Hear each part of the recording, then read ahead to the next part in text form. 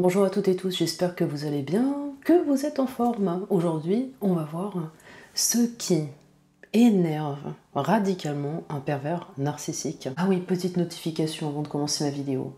Si vous n'êtes pas abonné à ma chaîne, je vous invite à le faire. Donc vous pouvez cliquer sur le bouton s'abonner et puis sur la petite cloche de notification qui se trouve juste à côté. Allez, c'est parti pour la vidéo du jour. Je rappelle qu'au sein de mes vidéos, je dis il, mais je parle d'elle aussi. Je parle aussi bien du pervers narcissique que de la perverse narcissique. Vous savez qu'un pervers narcissique ne se remet jamais en question. Ça, ce n'est plus un secret. Si vous avez vu toutes les vidéos sur les pervers narcissiques, vous comprendrez que c'est quelqu'un qui ne va jamais se mettre au même niveau que vous.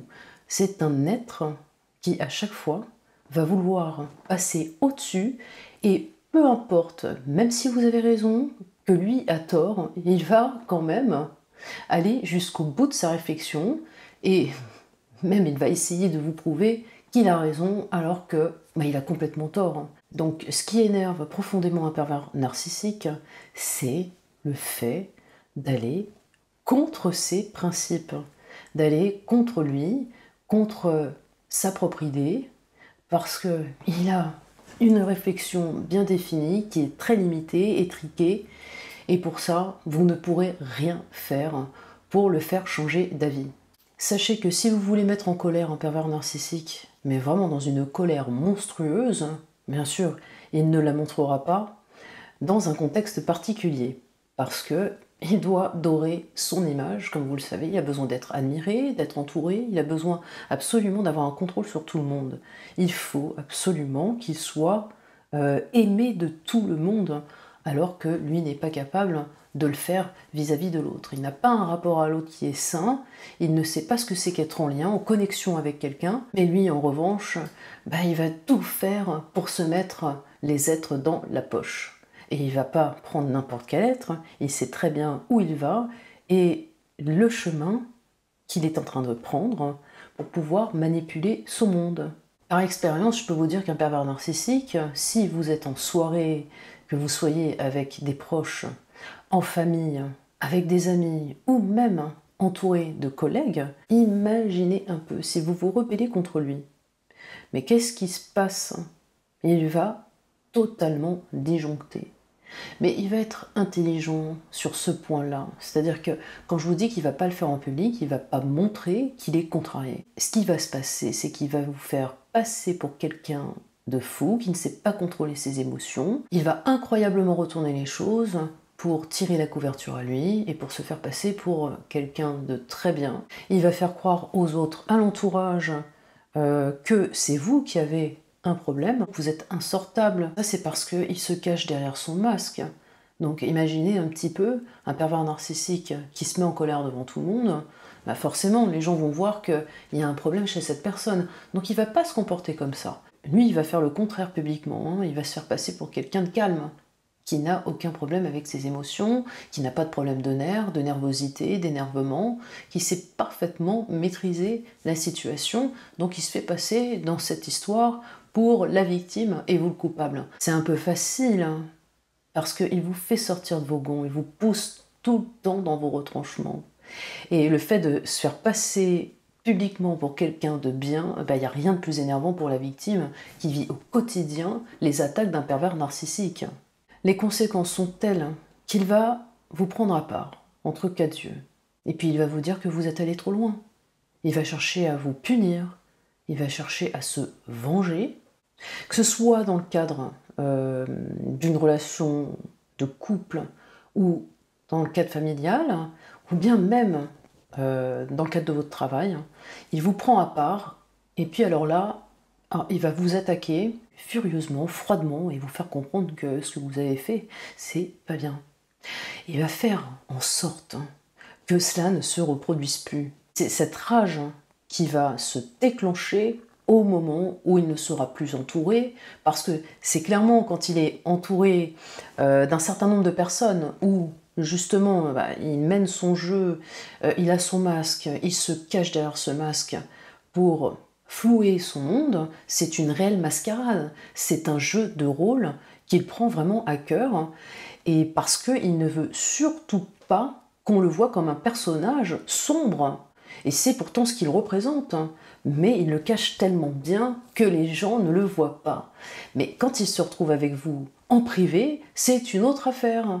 Et là, forcément, il va vous sortir toute sa panoplie de pervers narcissique, où il va vous faire des menaces, vous poser des ultimatums, vous dire par exemple, écoute, ce que tu as fait, c'est inadmissible, je n'admets pas ce que tu as fait, c'est une honte, comment tu as pu te comporter comme ça, t'es complètement borderline, c'est toi qui as un problème, hein. Et à partir de là, il peut vous imposer donc des punitions telles que les silences radio, vous mettre dans un silence total pour vous pour se venger par rapport à ce que vous avez fait publiquement.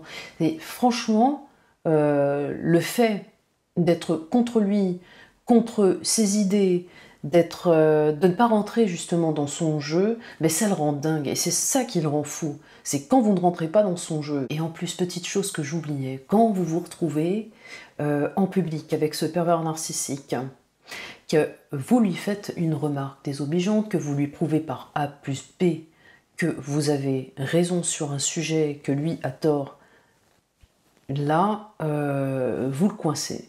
Vous le coincez, mais il trouvera toujours une porte de sortie pour soit passer à un autre sujet. Comme il vous connaît très bien, il va chercher une faille en vous, il va chercher une faiblesse pour profiter, de vous attaquer, mais indirectement. C'est-à-dire qu'il va le faire intelligemment, mais quelque chose qui fera que vous allez vous stopper dans votre discours au moment où vous prouvez que vous avez raison et que lui a tort.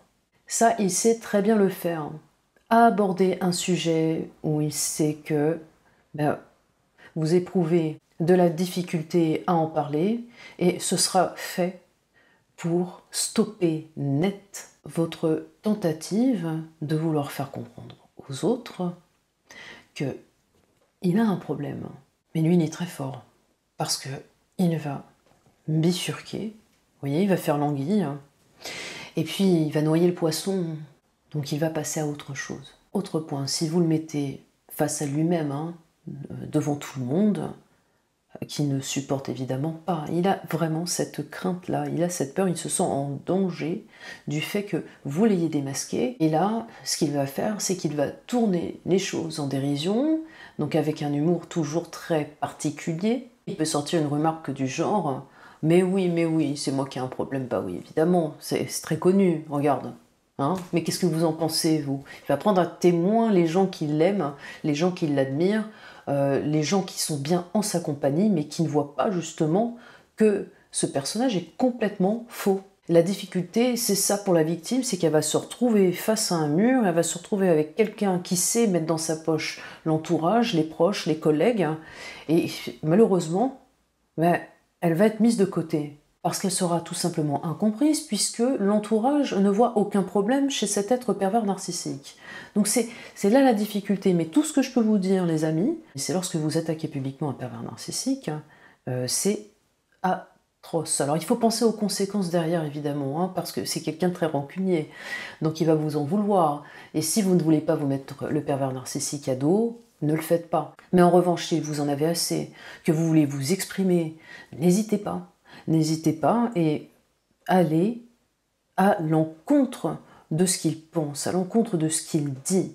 Parce que ça le mettra forcément en difficulté. Faites très attention parce qu'un pervers narcissique peut être très violent, et bien sûr en aparté, pas devant les gens.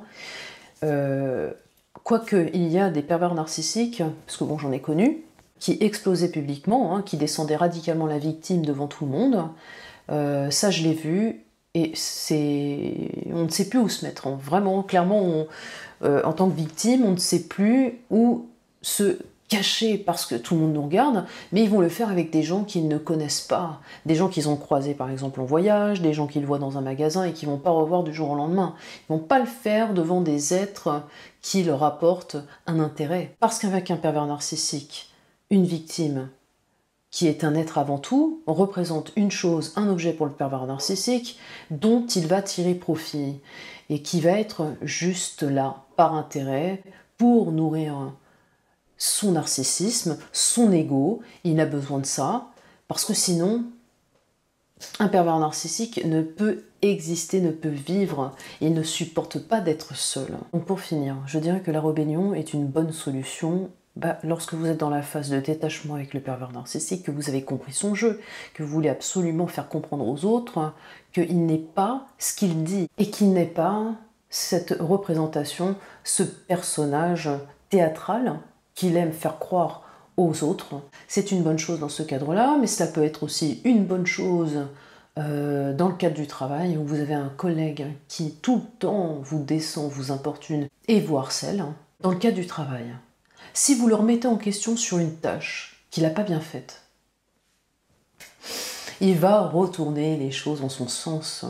Et il va dire, mais attends, le mois dernier, t'as fait une erreur là-dessus, tu te souviens pas? T'en as pas parlé, tu t'en es pas vanté. Donc ce qu'il cherche à faire, c'est de tout le temps vous mettre en porte-à-faux. Vous mettre en porte-à-faux et prouver aux autres que vous êtes moins bien que lui c'est le meilleur, le plus beau, et que de toute façon, vous ne représentez rien. Lorsque vous êtes entouré, le pervers narcissique, attention, il est tellement dans la représentation, il veut être au centre de tout. Donc ne lui volez pas la vedette, surtout pas si vous ne voulez pas avoir de problème. Mais en revanche, si vous voulez vous en amuser, que vous voulez l'énerver et le mettre en colère dans une colère folle, mais passez en premier.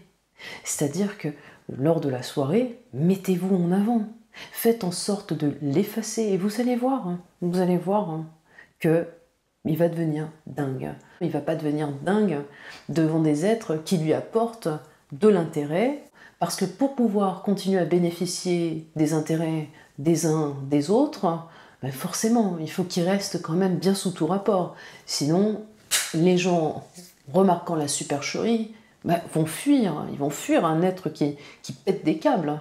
Et là, si vous faites ça, il faut bien avoir conscience que derrière, le pervers narcissique ne supportera pas ce que vous avez fait. Il va vous le faire payer derrière. Mais en off, en aparté, il va vous faire comprendre que plus jamais il faudra que ça se reproduise. Un pervers narcissique ne s'arrête jamais là. Tant qu'il a quelque chose en tête, il va au bout des choses. Il ne lâche jamais rien. C'est comme lorsque vous le quittez. Il ne lâche pas l'affaire comme ça. Donc vous avez compris comment énerver un pervers narcissique, le rendre fou, mais voilà, il faut derrière penser aux conséquences, penser aussi au stade dans lequel vous êtes avec ce personnage, et faites très attention. Voilà pour le sujet du jour. Si vous avez aimé la vidéo, n'hésitez pas à pousser bleu vers le haut et commenter. Et puis bien sûr, si vous n'êtes pas abonné à ma chaîne, je vous invite à le faire en cliquant sur le bouton s'abonner et puis évidemment à cliquer sur la petite cloche juste à côté. Allez, je vous embrasse très fort et puis portez-vous bien. Des bisous, ciao les amis. Ciao.